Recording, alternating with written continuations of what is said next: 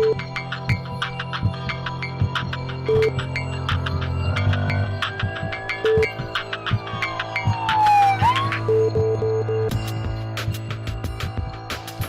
tardes, bienvenidos a su programa Salud TV. Estamos en un jueves más, hoy es jueves 15 de febrero. Espero que el día de ayer haya recibido todas esas muestras de afecto que usted se merece y más, y haya también podido compartir con todos sus amigos y los seres que ama. Un día bonito el de ayer. Bueno, este día vamos a estar hablando de los trastornos gastrointestinales. Interesante, pues realmente usted sabrá que las emociones, hablando del día de San Valentín ayer, están muy relacionadas también con el sistema gastrointestinal, así que vamos a estar aprendiendo mucho. Veamos la cápsula y al regreso les presento quienes nos acompañan este día.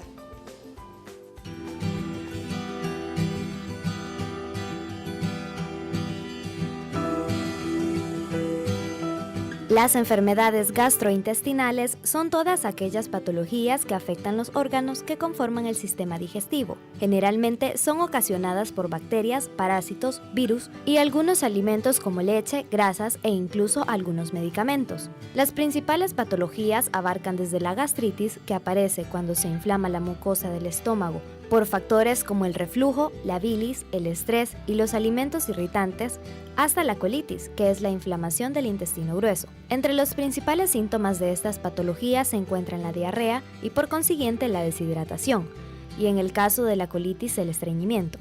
Estos signos pueden convertirse en un problema mortal, especialmente en niños y adultos mayores. Para conocer más sobre las enfermedades gastrointestinales, su prevención, diagnóstico y tratamiento, quédese en sintonía de su programa Salud TV.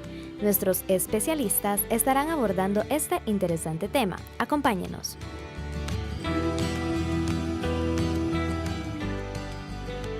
Bueno, y definitivamente, ¿cuántos de ustedes que están en casa nunca han estado con problemas, estrés y de pronto a dónde se nos vienen a depositar todas esas emociones? Al colon? Y lo típico que uno dice, tengo colitis. Si no, es el estómago. Si tomo mucho café, es la gastritis. En fin, son tantos los trastornos gastrointestinales que podemos tener en forma crónica, sin mencionar aquellos que también son de tipo agudo. La mala digestión, también cuando no tenemos una buena aceptación por ciertos alimentos. Así que todo eso vamos a estar aprendiendo este día. Y precisamente para hablar de alimentos, le vamos a dar la bienvenida a nuestro nutricionista licenciado Rodrigo Valdivieso. ¿Qué tal, Rodrigo? ¿Cómo está? Gracias, doctor. Aquí feliz de apoyarlo, ¿verdad? En este tema tan bonito de las enfermedades gastrointestinales. Muchísimas gracias. Teníamos días de no verlo, Rodrigo. Ya, de verdad que es un placer ya tenerlo por acá de nuevo. Gracias, doctora. Sí. También le damos la bienvenida a nuestra gastroenteróloga pediatra, representando los estómagos y los intestinos de los niños. Así es. Tenemos a la doctora Ivonne Merlos. ¿Qué tal, Ivonne? ¿Cómo Hola, estamos? mucho gusto. Buenas tardes. Un gusto estar nuevamente con ustedes. Muchísimas gracias por aceptar la invitación. Bueno, y tenemos el placer de tener por primera vez acá con nosotros al doctor José Miguel Moreno, gastroenterólogo también. Él ve adultos, ¿sí?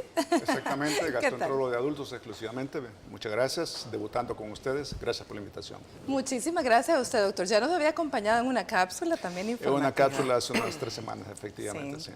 Muchas gracias entonces por estar acá. Bueno, pues ya lo que yo les mencionaba, trastornos gastrointestinales es un tema sumamente amplio, en el cual siempre tiene que ver, tanto en la procedencia como en la cura, la alimentación, Correcto, ¿cierto, Rodrigo? definitivamente. Esto es Y importante. que hay que recordar también de que en el caso de los alimentos juegan un papel correctivo, ¿verdad? Cuando ya se padece la enfermedad, pero también, como usted lo mencionaba, preventivo. Y uno de los factores, ya lo vamos a ir viendo, pero uno de los factores más importantes es la fibra. Claro, eso va a depender del tipo de enfermedad que se esté padeciendo. Conocemos como trastornos gastrointestinales los tipos de enfermedades en el aparato superior, que sería esófago, estómago, pero también en la parte inferior, que serían los intestinos específicamente. Y hoy vemos en consulta nuevos casos o diversidad de casos que incluyen, por ejemplo, el reflujo gastroesofágico, que es tan común, la gastritis, el estreñimiento, la diarrea, a veces por bacterias, ¿verdad? Pero también a veces por el estilo de vida o de alimentación que se tiene, ¿verdad?, del individuo. Y como siempre, vamos a terminar luego curando por ahí, dando una buena forma de alimentarnos. Correcto, correcto. Bueno, vamos a ver, Ivonne, hablemos quizás del orden de lo más sencillo a lo más complejo. ¿Cuáles son los trastornos gastrointestinales que más afectan a los niños? Bien, los trastornos gastrointestinales funcionales en los niños más frecuentes son a la cabeza la enfermedad por reflujo gastroesofágico, que eso lo que traduce es inmadurez gastrointestinal. En un bebé pequeño, en un bebé lactante menor, por la misma inmadurez que este bebé tiene, pues hay ciertos mecanismos contra el reflujo que no están maduros todavía. Entonces este niño regurgita, regurgitación es que la lechita le escurra sin esfuerzo, o incluso si el reflujo es muy intenso puede presentar vómito. El vómito ya se acompaña de arcada, entonces el niño ya puede expulsar mayor cantidad de leche. Eso por un lado. Por otro lado, también el otro problema frecuente en los niños pequeños es el estreñimiento. Y el estreñimiento puede ocurrir de forma funcional, no que algo orgánico lo esté provocando, en 3 etapas primordiales en los niños. La primera etapa es cerca de los 4 a los 6 meses, cuando ocurre el proceso de ablactación, y pues ya el licenciado nos puede orientar mejor con los alimentos que se inician en esta etapa. La mayoría son astringentes, o sea que endurecen las heces. Iniciamos papa, cereal de arroz, whisky cocido, zanahoria cocida, puré de manzana, y todos estos alimentos pues pueden ocasionar estreñimiento. La segunda etapa donde el niño se puede estreñir de forma funcional es cerca de los 2 años, cuando el niño adquiere el control de esfínteres. Algo sucede en esa etapa, tal vez mucha presión de los papás para que deje el pamper, o algo le provoca miedo de agacharse o usar el baño y puede provocar estreñimiento. Y la otra etapa es cuando el niño empieza la etapa escolar, empieza el kinder, porque en el kinder no les dan permiso de ir al baño a la hora que él quiere, sino que hay ciertos horarios. Entonces, ese es el otro trastorno funcional frecuente en los niños. Y por último, son los cuadros ácido pépticos, la gastritis. Esto, la causa más frecuente son malos hábitos de alimentación. Ahora, porque mami y papi trabajan, tienen corto tiempo, pasan comiendo fuera, ya no se come casero, entonces estos niños se acostumbran a consumir mucha bebida industrializada y mucha comida chatarra, y pues es una causa muy frecuente de consulta. Definitivamente, como siempre dicen, antes las abuelitas empezaban a lactar y todos estos colados eran hechos a mano, en casa, ¿verdad? No en los comerciales. Todavía se pueden hacer, pero ingieren realmente, requieren más tiempo, más trabajo, y pues cada vez las madres también trabajan y cada vez hay menos personas que puedan tener el tiempo y la dedicación para poder ayudar a que estos bebés puedan comer de esta forma, ¿verdad? Bueno, doctor Moreno, hablemos en los adultos. Los adultos somos diferentes porque a nosotros ya nos afecta un poco más el estrés, ¿verdad? En parte sí, totalmente de acuerdo. Sin embargo, me gustaría anticipar que gastroenterología, porque estamos hablando de enfermedades gastrointestinales, es bastante amplia. La descripción para enfermedades gastrointestinales implica a un esófago, implica estómago, intestinos, hígado, vías biliares, páncreas, intestino delgado y colon. Me gustaría también hacer la diferencia, que ya la otra menos la comentó, es que hay enfermedades funcionales y llamamos nosotros las enfermedades orgánicas. Por función se refiere a la forma de moverse, de absorber, pero son condiciones que no ponen en peligro al paciente. Son muy molestas, son muy incómodas. Y tenemos las orgánicas, en las cuales hay una gran cantidad de sintomatología, pero pueden tener una repercusión con alta morbilidad y aún hasta mortalidad.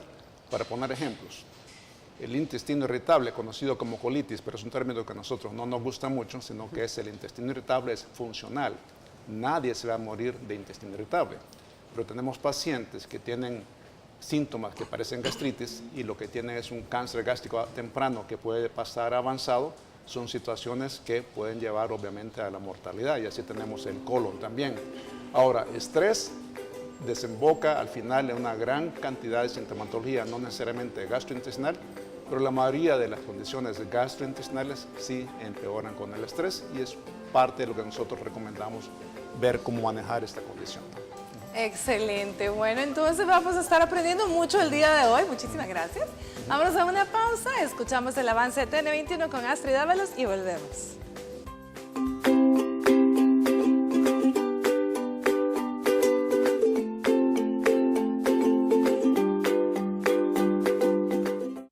Estás viendo Salud TV.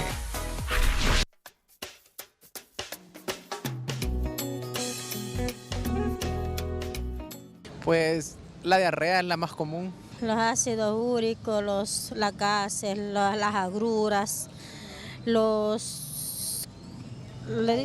eso también. Bueno, hay muchas cosas, muchas enfermedades que percurren a base de eso. De gastritis, diarrea. Si uno no se pone la meta de aguantar un poco, es de más, ¿verdad? No se alienta uno tan, por lo menos, no se alienta uno, pero se calman las enfermedades, ¿verdad? La diarrea, también el estreñimiento. De diarrea, de cólicos.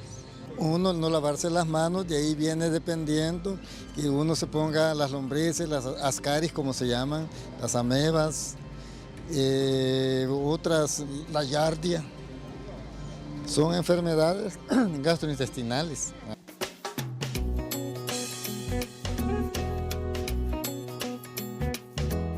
Nos encanta siempre escuchar las respuestas. Muchísimas gracias a todos los que amablemente responden a nuestro sondeo. Bueno, eso es lo que la población considera las diarreas, las gastritis, incluso pues, los malestares provocados por los parásitos. Ahora ya escuchamos que en los niños chiquitos lo más frecuente es el reflujo gastroesofágico y que también en los adultos coincidimos que el reflujo es de lo más frecuente. Hablemos un poco de la sintomatología y cuándo saber, porque todo niño regurgita, Ivonne. Así todo es. niño escupe la leche. Eso es por Sí. ¿En qué momento esto deja de ser funcional y es un problema? Sí, hay que hacer una diferencia entre lo que es reflujo gastroesofágico y enfermedad por reflujo gastroesofágico. Como bien tú dices, todos los niños, el 100% de bebés, tienen reflujo gastroesofágico porque, como dije en el bloque anterior, eso traduce inmadurez gastrointestinal. Ahora, cuando yo digo que un bebé que regurgita o vomita tiene una enfermedad por reflujo gastroesofágico, cuando esos vómitos o regurgitación alteran la calidad de vida del bebé, es decir, empieza a haber trastornos de sueño, no se alimenta bien, no gana peso de manera adecuada. Entonces, usted, mamá, que está viendo ahorita el canal, debe consultar con su pediatra o con su gastroenterólogo pediatra porque eso ya no se considera normal. Generalmente los niños con reflujo fisiológico los llamamos los pediatras cariñosamente los vomitones felices. Es aquel niño gordito, bonito, que duerme bien, come bien, pero regresa lechita. Entonces a este niño no se le tiene que manejar con medicamentos. Entonces se le explica a la mamá que debe tener paciencia porque este reflujo, en la medida el niño va creciendo y va madurando, se va a resolver de manera espontánea.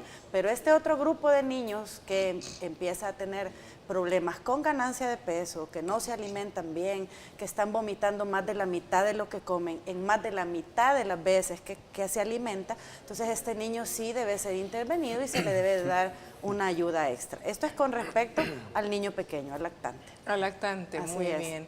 Los adultos, típicamente, el reflujo puede dar síntomas tan bizarros, lo hemos hablado acá en otros programas, como por ejemplo que ronquera, que dolor de garganta, que la sensación de ardor en el pecho que no los deja dormir. ¿También los niños pueden tener Así esas es. manifestaciones? Tenemos que hacer la diferencia también entre el reflujo, la enfermedad por reflujo gastroesofágico típico y atípico. El típico es este niño que presenta los síntomas que ya mencioné, que son netamente gastrointestinales. Pero hay niños que pueden tener síntomas atípicos, por ejemplo, tos crónica, son esos niños que andan como aclarando la garganta, hipo frecuente, ¿verdad? O problemas respiratorios a repetición. Entonces a veces este niño tal vez no vomita, pero su tercio inferior se está irritando con episodios de reflujo, entonces en forma refleja a nivel bronquial se produce un aumento de secreción y esto puede provocar tos crónica. Entonces son muchos pacientes que a veces van primero al alergista, van primero al neumólogo, porque creen que la base del problema es respiratorio o alérgico y realmente la base es una enfermedad por reflujo gastroesofágico. Bueno, y ahí viene el sufrir de las madres, empezar a cambiar las leches por unas fórmulas antirreflujo, etcétera, etcétera. Sí, Todo ahora un con las viacrucis.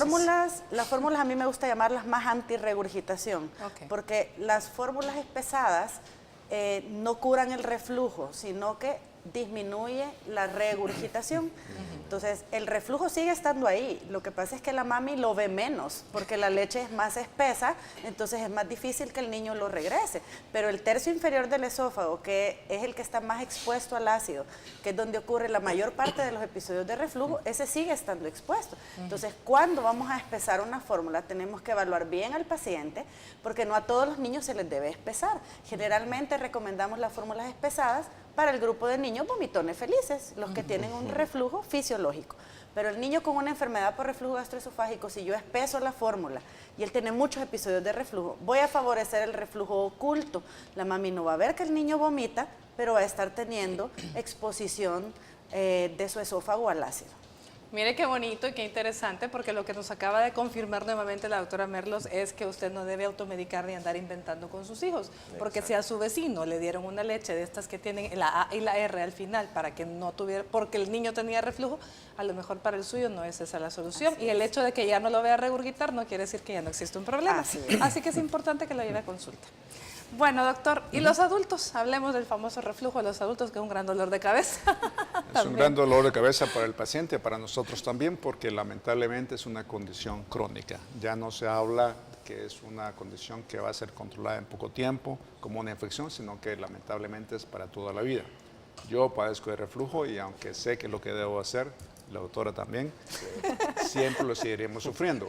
Ahora, la presentación del adulto varía un poco con la del niño, porque ya se explicó también.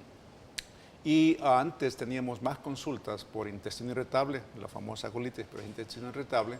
Ahora vemos mucha más consulta por el reflujo gastroesofágico, que también ya se mencionó, tiene una amplia gama de manifestaciones. La clásica es la pirosis, es la quemazón detrás del esófago, que la gente dice me arde, siento agilamiento en palabras salvadoreñas, pero puede ser tan amplio como a veces un dolor precordial, un dolor de tórax que se puede confundir hasta con un infarto. Esa es una de las presentaciones también del reflujo. Y luego vemos con los otorrinos, intercambiamos pacientes con la disfonía, aún alteraciones de la membrana timpánicas, otitis pueden ser también, y con los odontólogos vemos también gasto en el esmalte dentario, o sea que la gama es bastante amplia. Y se recomienda al paciente considerar los factores que incrementan la sintomatología. No parece importante, pero el ganar peso, el licenciado nos puede hablar sobre eso también, el solo hecho de ganar peso puede empeorar el reflujo. También es importante saber si estos pacientes padecen de una condición anatómica conocida como hernia del hiato. Una hernia del hiato esofágico empeora el reflujo en el paciente que lo tiene. No son sinónimos. Pueden haber pacientes con una unión esofagástrica íntegra, aparentemente, pero siempre puede haber reflujo. En general es una condición que la estamos viendo muy frecuente, no hay día en que no veamos un paciente con reflujo gastroesofágico y las manifestaciones son todavía más de las que en este momento puedo comentarles. Vamos a ver, Rodrigo, tips para la gente que ya tiene el diagnóstico de reflujo gastroesofágico. ¿Qué podemos hacer? Que esa es otra de las enfermedades por reflujo gastrointestinal, es algo bien común en nutrición y como decía el doctor, también nosotros vemos la parte de que antes era más el síndrome de colon irritable, pero hoy el reflujo es algo terrible. Entonces hay que considerar que hay sustancias que van a disminuir la presión del esfínter y hay otras que la van a aumentar. Entonces la proteína vendría siendo una de las que las aumenta. Hay que incluir alimentos siempre con, yo le digo a la gente, empiece con preparaciones básicas como cocido, en sopa, o a la parrilla y evite el exceso de grasas. Otro de los factores que van a incrementar el reflujo es, por ejemplo, la parte de la menta, el cigarrillo, ¿verdad? Que hay que evitarlo también, el alcohol y las grasas en exceso, porque eso vendría siendo una bomba para perjudicar esta manifestación, ¿verdad? Y en el caso de los niños con los alimentos, ¿qué más se puede hacer? Aparte de, bueno, en los lactantes obviamente ya hablamos que la leche es una ayuda, solamente para que no lo veamos regurgitar, pero en cuanto a alimentos, ya los bebés que se lactan. Bien, en el niño pequeño, quizás antes de la lactación, lo que se le explica a la mami es las posiciones, una posición inclinada en un ángulo de 15 grados para que el niño duerma. Se les recomienda la posición de cúbito lateral derecho, o sea que se ponen un poco inclinaditos sobre su lado derecho porque eso favorece el vaciado gástrico y se les explica también la importancia de ordenar las tomas de leche. Al principio se le dice a la mami, alimente al bebé a libre demanda cuando está alimentado con lactancia, todo lo que quiera, a la hora que quiera, pero eso no es hasta que el niño tenga 4 o 6 meses. Tiene que poner horario para que el bebé coma, porque si el niño está comiendo constantemente, él tiene un tiempo de vaciado gástrico. Entonces, si el niño tarda su leche materna en vaciarse de 2 a 3 horas y usted le da de comer cada hora, cuando usted le vuelva a dar la siguiente toma de leche, el estomaguito no se va a haber terminado de vaciar y entonces va a ser más fácil que el niño regurgite. Y a veces solo con estas medidas mejora. Ahora, cuando ya lactamos al bebé, Generalmente los alimentos que damos a los bebés en esta etapa pues no son alimentos irritantes, entonces ahí creo que no hay mucho problema. Lo importante es ordenar los horarios para comer. Desde que son pequeñitos, el horario, recuerde, mamita, lo decide usted. Usted decide qué come su hijo, dónde come y a qué hora come. Y las posiciones en las que lo va a colocar luego de las tomas. Así es. Y para dormir también. Y para dormir. A ver, entonces obviamente los adultos requieren un tratamiento médico, aparte de todo lo que se le va a hacer para hacer el diagnóstico y el tratamiento médico. ¿Qué otras recomendaciones pueden ayudar? Sí, comenzando, el diagnóstico puede ser clínico y endoscópico o radiológico. Nosotros hacemos más endoscopías cuando sospechamos que puede haber alguna condición más severa. Pero el manejo, aparte de lo que ya se comentó, es cena temprano, esperar por lo menos 2 horas después de cenar, que sea una cena liviana y con los alimentos que sean menos irritantes. Obviamente tabaco, café y alcohol, si se puede disminuir, lo menos posible. Se me hacía una pregunta hace un rato, ¿qué alcohol es menos dañino? No es que estamos favoreciendo la ingesta de alcohol, pero socialmente es aceptado. Y los que dan más reflujo serían el vino tinto, lamentablemente, el vino blanco y la cerveza. Los licores blancos como vodka, whisky se toleran un poco mejor para el reflujo, pero no es que estén exentos de poder inducirlo. Y con respecto al tratamiento, hay una amplia gama ahora de medicamentos para tratarlo. Si el reflujo es el causante que el ácido suba al esófago y cause el daño, el tratamiento va orientado a disminuir ese ácido. Y tenemos ahora modernamente los llamados inhibidores de la bomba de protones, que disminuyen la producción de ácido para que no haya ascenso de ello hacia el esófago. Algunas veces usamos progenéticos para vaciar el estómago un poco más fácil, fortalecer el esfínter esofágico también. Y hay una especie de medicamentos que no son antiácidos, sino que son protectores de mucosa, que hay varias marcas disponibles también en el mercado para su manejo. Muy bien, y en cuanto a las recomendaciones, también está la de que pueda dormir uno casi sentado. Sí, casi sentado, pero nosotros recomendamos no poner almohada, sino que elevar el respaldo de la cama con unos ladrillos en las patas traseras, una cuña puede ser, y contrario a los niños, la recomendación para adultos, paradójicamente, dormir más del lado izquierdo. Eso ayuda para el adulto para disminuir el reflujo también. Bueno, pues ya lo escuchó. Si usted también tiene este problema de reflujo gastroesofágico, esas son algunas de las recomendaciones. La alimentación es importante, los 2 ladrillitos debajo de la cama, ¿verdad? Puede servir, y por supuesto seguir las indicaciones de su gastroenterólogo. Vamos a ver la siguiente cápsula en la que se habla de los problemas estomacales inducidos por las emociones con la licenciada Dina Semch, psicóloga. Y al regresar, primeros auxilios.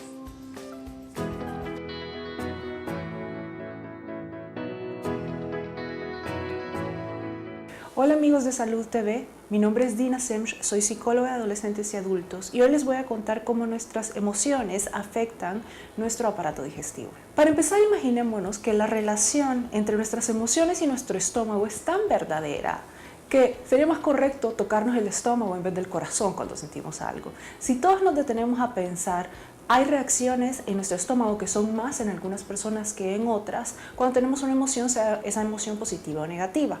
Realmente no hay estudios que determinen, aparte de la existencia del nervio vago que va desde el cerebro hasta toda la parte, no solo del estómago, sino de nuestro aparato digestivo, que sí lleva cierta información y trae también cierta información, pero no se ha establecido realmente una relación que aplique para todos los casos. ¿Por qué? Porque hay gente que todas sus emociones se traducen, por ejemplo, en dolores de cabeza, en problemas de espalda, y otros que todo les va a dar al estómago. Sin embargo, una persona que tiene un estómago, lo llamamos muchas veces un estómago nervioso o un estómago muy emocional, ahí es donde todas las emociones van a dar. Pero ¿qué pasa con las emociones negativas? Las emociones negativas, cuando no son bien canalizadas, empiezan a afectar problemas que pueden ser preexistencias o a empeorar situaciones que pueden tener alguna causa física. Si usted quiere empezar a hacer algo, no se trata de no sentir, se trata de aprender a canalizar lo que siente. Soy Dina Semch, psicóloga para Salud TV. Hasta la próxima.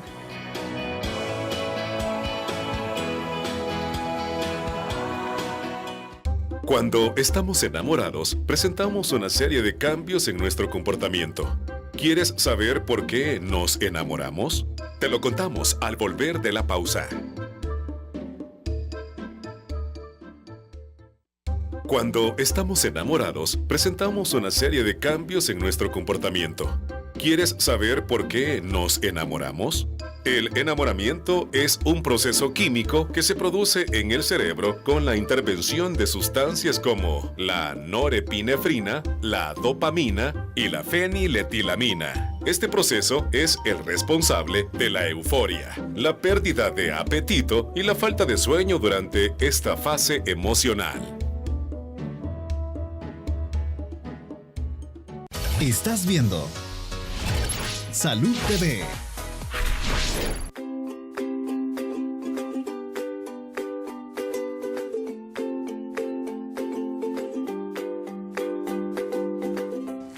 Gracias por continuar con nosotros. Estamos en nuestra sección de primeros auxilios y estoy acompañada del doctor Rodolfo Castro, Salud Ocupacional, quien siempre viene a darnos tips muy útiles e interesantes.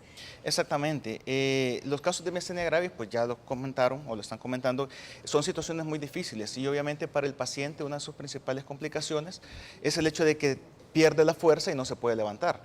Dependiendo de la edad, pues obviamente esto va a tener otro tipo de complicaciones, como fracturas, entre otras.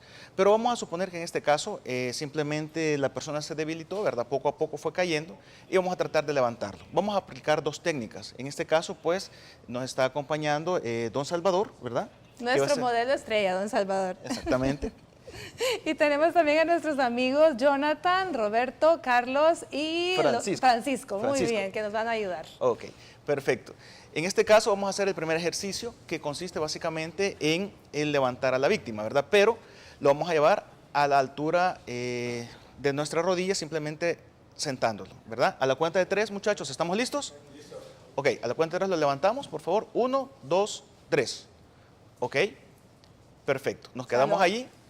Luego, el siguiente paso consiste en que desplazamos el miembro superior, o en este caso los brazos de la víctima, sobre el cuello de los dos rescatistas para poderle ayudar. Y quizás lo más importante del caso es que, por favor, me gustaría que vean que ellos están agarrando el cinturón, básicamente, o el pantalón de la víctima, porque ahí es donde está la fuerza principal, donde ellos se van a levantar, ¿verdad? A la hora de levantarlos, eso les va a permitir tener mayor fijeza. Recuerden que la víctima no tiene fuerza y por lo tanto no puede utilizar sus brazos, simplemente es por acomodación. A la cuenta de 3, ¿estamos listos, muchachos? Ok, a la cuenta de 3 lo levantamos. 1, 2, 3. Don Salvador está flácido, aguadito, ¿verdad? Muy bien, y luego lo vamos a desplazar hacia atrás. A la cuenta de 3, ¿estamos listos? 1, 2, 3, y lo sentamos. Obviamente eso implica activar el sistema de emergencia. Por favor, recuerden siempre el 132 es un elemento muy importante. Ahora, Rodolfo, pregunto, esto es en el caso que el paciente pues está vestido, pero si esto sucede de pronto en un momento en el que él ya estaba cómodamente y ya tenía una pijama, por ejemplo, ¿de qué otra forma se puede hacer? Ok. Bueno, es interesante. De hecho, otra forma que vamos a ver, y de hecho vamos a aprovechar a don Salvador nuevamente como víctima. Por favor, don Salvador. Esta es una técnica un poco más especial porque para ello vamos a necesitar 4 rescatistas. Vamos a colocar a 3 compañeros, ¿verdad? A un lado de la víctima, que en este caso sería su lado izquierdo, y luego vamos a colocar a otro al lado contrario de la víctima. Ok. Entonces, ¿qué hacemos? Vamos a arrodillarnos, doctora. En este caso nos arrodillamos todos, ¿verdad? Y nos acercamos lo más que podemos a la víctima.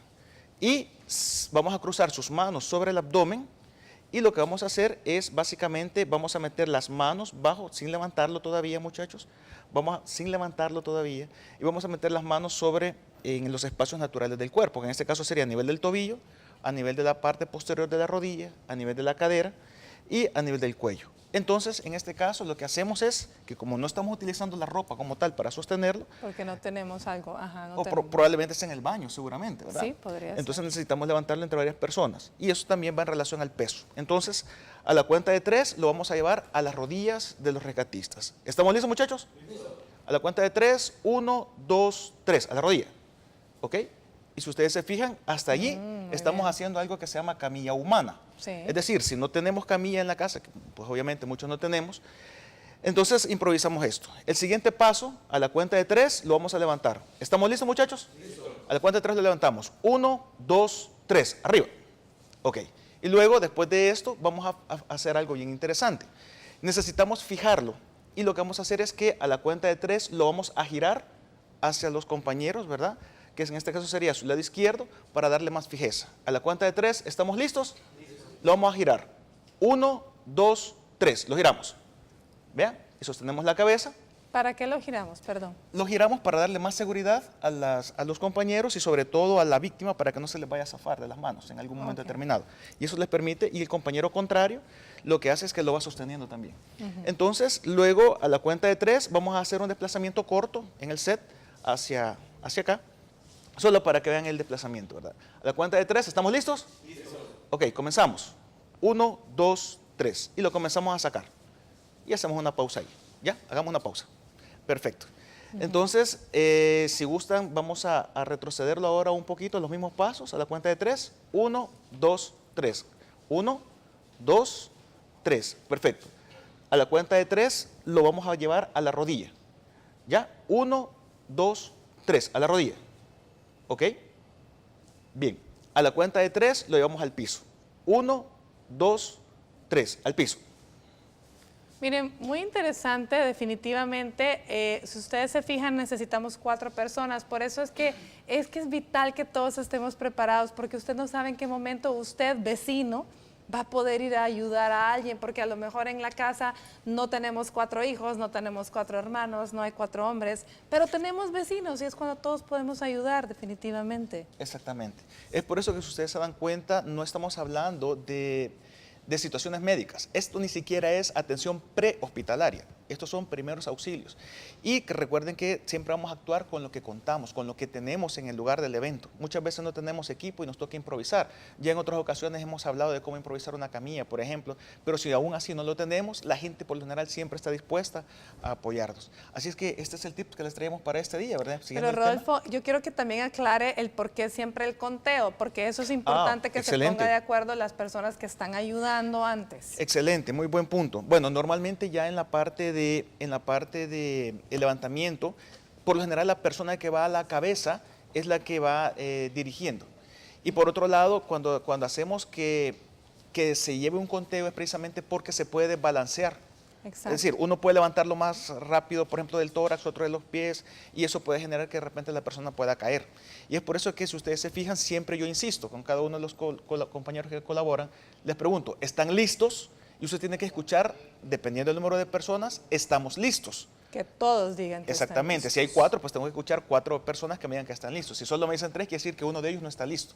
Y puede hacer que eso nos genere, aparte de otras situaciones como lesiones que el paciente no tenía, o que lo podamos botar en un momento determinado. Y ahí la importancia de darle seguimiento. Definitivamente muy importante. Entonces, los movimientos simultáneos, el conteo, que alguien tome la batuta de contar y de llevar el orden de los eventos. Bueno, yo quiero agradecer definitivamente a nuestros amigos, a los 4 y a don Salvador, nuestro modelo estrella. Muchísimas gracias. Gracias, Rodolfo, una vez más. No, al contrario. Recuerde que siempre tiene que activar el sistema el 132 de emergencia. Estos son primeros auxilios. Exactamente. Vámonos a una pausa comercial y volvemos con más de Salud TV. Gracias.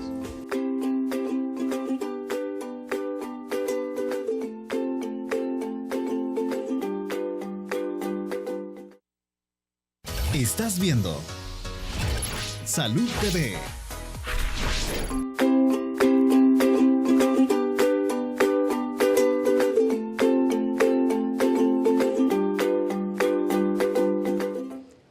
A usted que está almorzando y nuevamente gracias por permitirnos estar ahí con usted. Recuerde que estamos ahorita con la alerta para prevenir la fiebre tifoidea por el incremento de casos que han habido en nuestro país, así que hay que hacer caso a las recomendaciones que estamos dándole a través de redes sociales y en las diferentes promos que usted puede estar viendo. No olvide lavarse bien las manos, por favor, y cuidado con los alimentos. Bueno, doctores, hay una pregunta en Facebook, porque quisiera que habláramos del colon irritable, pero quisiera antes cerrar. Tenemos una pregunta de una televidente, veamos en qué podemos ayudarle. Él nos dice, ella es Ana Elizabeth, dice, buenas tardes, quisiera saber si las comidas o frutas ácidas son dañinas para los que padecen reflujo gastroesofágico grado 3. Muchísimas gracias. Gracias, Ana Elizabeth, por escribir. Primero hablemos qué es el reflujo gastroesofágico grado 3, doctor.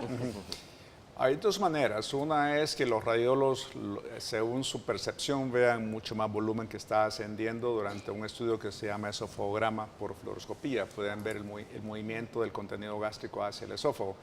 pero nosotros endoscópicamente lo medimos de acuerdo al tamaño de las erosiones. Hablaba temprano que puede haber reflujo sin lesiones y hay reflujo con lesiones, entonces a eso le llamamos esofagitis.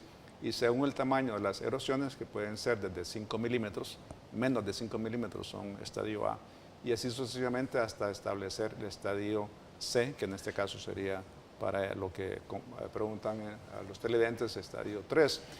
Pero contestando la pregunta, los alimentos ácidos, frutas muy ácidas, van a desencadenar una sensación de mayor acidez en las personas que ya tienen la lesión, y algunos que se fermentan fácilmente van a inducir, como el jugo de naranja que el licenciado nos mencionó, que le da mucho reflujo, pueden inducir el reflujo. El jugo como tal no va a hacer el daño, el ácido que asciende sí, y el paciente que tiene erosiones, el jugo que es un poco ácido le va a causar más síntomas. Concluyendo, el paciente con reflujo y que es sintomático, disminuir o evitar los alimentos que son cítricos o ácidos. Los cítricos, a ver, incluyámosle cuáles son los cítricos ácidos y cómo los podemos sustituir. Sí, y definitivamente son las frutas ácidas, la naranja, la mandarina, el jugo de limón, ¿verdad? Esas sobre todo son las que van a causar ese malestar tan incómodo de reflujo. Y podemos sustituirlas por papaya y también otro tipo de frutas, por ejemplo la manzana roja pequeña, ¿verdad? O las uvas. En este caso, siempre con moderación, yo le digo también a los pacientes, no solamente las frutas ácidas son las que tenemos que evitar, sino que son aquellas frutas de alto o elevado índice glicémico. Hay 3 tipos, elevado índice glicémico como estas, como el guineo, por ejemplo, y todas estas, y las de bajo índice glicémico como la manzana o los nectarines, que serían una buena opción. Muy bien, por lo tanto, no todos los alimentos que percibimos ácidos con la boca son los que pueden incrementar esta acidez, ¿cierto? Correcto, También sí. hay otros que no se perciben ácidos con la lengua o con las papilas gustativas, pero que sí van a estar ocasionando esto, por ejemplo. Sí, que son las frutas que tienen bastante azúcar, ¿verdad? Hay que recordar que la fruta no es mala. Yo tengo pacientes que me dicen, pero si yo estoy comiendo papaya en la noche, no hay ningún problema si usted no come papaya en todo el día o fruta en todo el día, pero siempre con moderación. Y es que hay que recordar que la fruta se convierte en azúcar inmediatamente. Entonces hay que hacerlo siempre en equilibrio, como la papaya, por ejemplo, los nectarines, las ciruelas. Muy bien. Bueno, muchísimas gracias, Ana Elizabeth. Espero que le haya quedado respondida su pregunta. Doctor, hablemos de el otro que flagelo en el estómago, en el colon, importante y frecuente en los adultos, que sería el colon irritable. ¿Sí? Nosotros le llamamos el síndrome del intestino irritable, que a veces incluye también el intestino delgado. Nuestros pacientes dicen colitis, que es un término inapropiado porque ya explicaba, colitis denota inflamación como apendicitis, colecistitis. Entonces el término apropiado es el síndrome de intestino irritable, que se presenta de diferentes maneras. Es dolor que mejora con la evacuación de las heces, y estas heces pueden acompañarse de estreñimiento, pueden acompañarse de diarrea, y a veces aún en los patrones mixtos que intercambian. Es muy frecuente definitivamente, y lo vemos más frecuentemente en la población del sexo femenino, 2-1, a veces 3-1 contra el sexo masculino. Tiene que ver mucho con el tipo de alimentación, tiene que ver con el estrés también, y hay algunos patrones que ya vienen heredados. Se está hablando mucho de la memoria que ha quedado guardada en nuestro sistema inmune, y esa memoria guardada en el sistema inmune queda grabada a nivel cerebral. De hecho, que cuando hay un evento estresante, se puede comparar con fenómenos no muy agradables en la infancia que quizás se han olvidado, como puede ser una pérdida, un abuso, una situación aflictiva severa. Esto queda grabado, repito, en nuestro sistema inmune, y se replica a nivel cerebral cuando se pasan situaciones de estrés que no son iguales, pero desencadenan una respuesta a nivel intestinal. Interesantísimo. Bueno, mire, vámonos a una pausa, y precisamente la siguiente cápsula nos habla un poquito sobre el síndrome de intestino irritable, no de colon. Eso está mal utilizada la palabra, es más amplio. Veamos y volvemos con lo último del programa de hoy.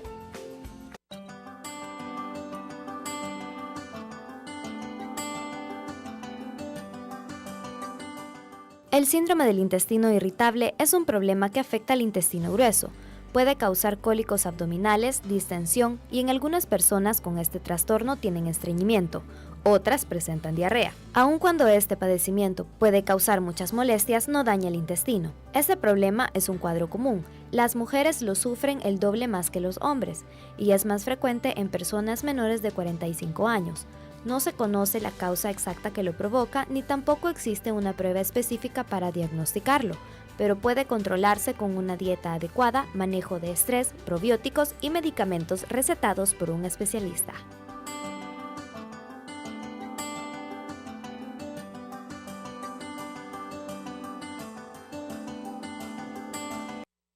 Estás viendo Salud TV.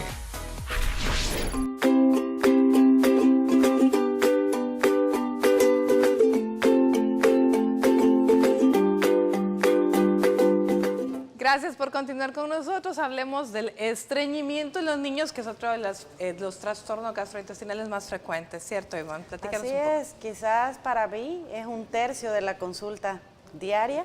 El estreñimiento es tan frecuente en el niño pequeño como en el niño grande. ¿Cómo llegan los pacientes a consultar? Son niños que cambia bruscamente su patrón de evacuaciones. Recordemos que en un niño ya preescolarcito escolar se parece mucho al patrón evacuatorio del adulto, que puede variar entre 3 veces al día hasta 3 veces por semana, toda vez esa evacuación sea suave y sin dolor. Entonces, cuando estoy en la consulta le digo al niño, ¿cómo hace pupú? Normal, dice. Entonces empiezo Pues a lo describirle, normal para él, lo ¿no? normal es que tú hagas un churrito suavecito como una pasta de dientes.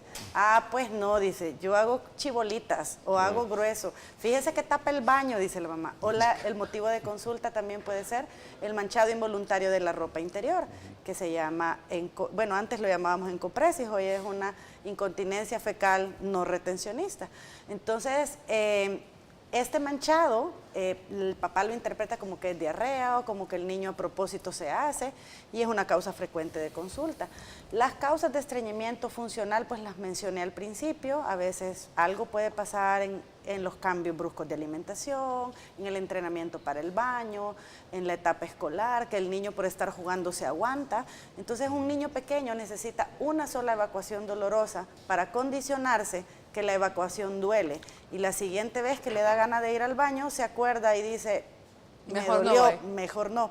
Y entonces empieza a retener la evacuación, entonces eso se empieza a endurar, y cuando viene a salir vuelve a doler. Entonces empieza ese círculo vicioso del estreñimiento. Lo más frecuente es que el niño también tenga mucha distensión, pierde el apetito porque anda sensación de llenazón. Y los niños también tienen un reflejo muy marcado que se llama gastrocólico, que en la medida pues vamos creciendo, pues vamos aminorando ese reflejo, que significa que cuando el niño come, provoca un estímulo para que el niño evacúe. Por eso el lactantito come y evacúa, come y evacúa. Entonces el niño pequeño, cuando quiere evitar la evacuación, sabe que si come mucho, le va a dar ganas de hacer pupú y no quiere porque es doloroso, entonces deja de comer. Y entonces ese es un motivo de preocupación muy importante.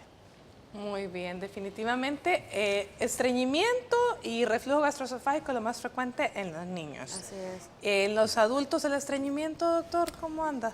También se ve.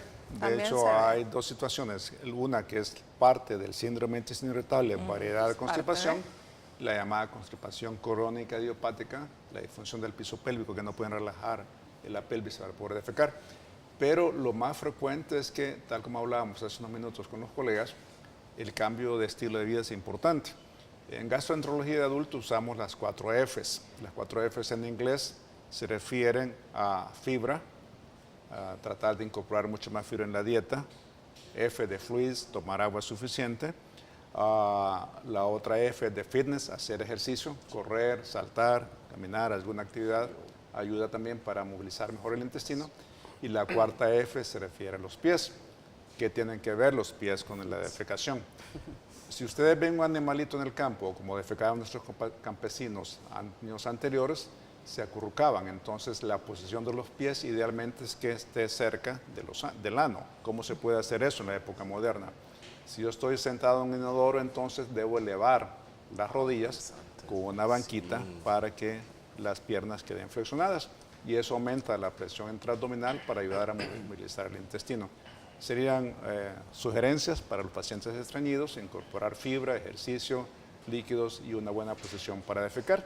Si esto no ayuda, vienen los medicamentos. Así es. Vamos a ver, Rodrigo, pero como siempre hemos dicho que la comida sea tu medicina, Exacto. hablemos un poco de todo el cambio de hábitos alimenticios, cómo lo vamos a llevar a cabo. ¿Cómo podemos comenzar? Bien importante todo lo que se ha mencionado, sin embargo, cabe resaltar que un programa de alimentación nos va a ayudar porque estamos tratando de comer cada 2 a 3 horas y eso va a facilitar que no comamos en grandes cantidades, sino que lo que necesita nuestro cuerpo de forma inmediata y vamos a evitar la distensión también. Otro factor que va a ayudar es el agua. Tome más de 2 litros de agua al día. Normalmente se decía 2 litros, pero lo ideal serían 3 litros de agua al día.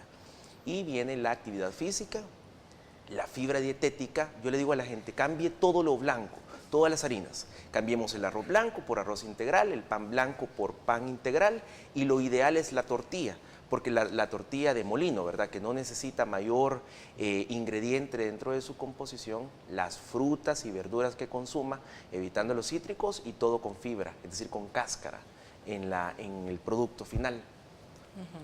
Muy bueno. Y en cuanto a la actividad física, Rodrigo. La actividad física, a veces le huimos a eso, ¿verdad? Pero la actividad física necesitamos por lo menos 30 minutos de actividad física al diario. Digamos, de lunes a viernes por lo menos, y lo ideal sería arriba de los 30, porque aparte de todo esto, si usted tiene un problema de peso, tiene que corregirlo primero, para poder facilitar, porque el cambio de hábitos no le va a funcionar a usted una dieta mágica o copiar la dieta del vecino, sino hacer un cambio acá, mental, y decir, voy a comer más saludable, voy a mejorar hábitos alimentarios, y la actividad física junto con la hidratación viene siendo uno de los pilares, además del manejo del estrés, porque le va a ayudar también a mejorar su estrés y todo eso. Excelente. Vamos a ver cuál va a ser un mensaje final para las mamás que nos están viendo, Ivonne. Sí.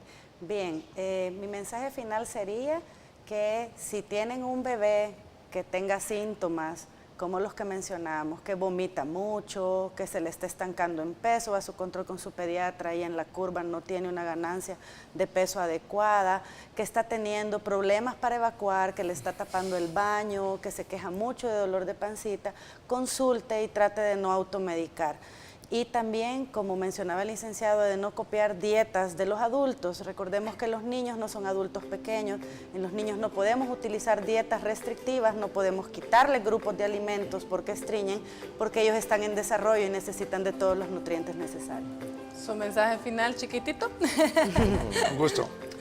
A los adultos arriba de 40 años, síntomas nuevos, pónganles atención. Hemos hablado de condiciones funcionales, reflujo, intestino irritable, pero síntomas nuevos en personas de 40 años que no padecían de esto antes, es importante considerar condiciones orgánicas, úlceras, lamentablemente cánceres, así que consultar a tiempo es importante.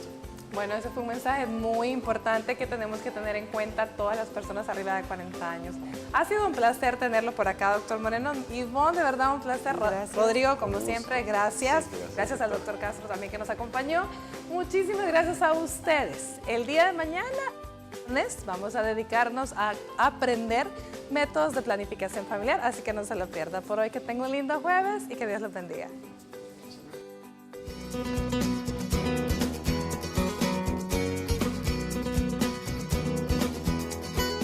Para prevenir las enfermedades gastrointestinales te damos las siguientes recomendaciones. Mantén limpia tus manos, lavarlas antes y después de comer, al igual que al ir al baño, previenen este tipo de problemas. Evita alimentos irritantes y altos en grasa, ya que para tu estómago es más difícil digerirlo provocándote molestias. Desinfecta tus alimentos, especialmente aquellas frutas y verduras que provienen de la tierra. Además, guarda todas tus comidas en el refrigerador para que no se descompongan. Recuerda que ante cualquier síntoma o anomalía gastrointestinal debes consultar con un especialista.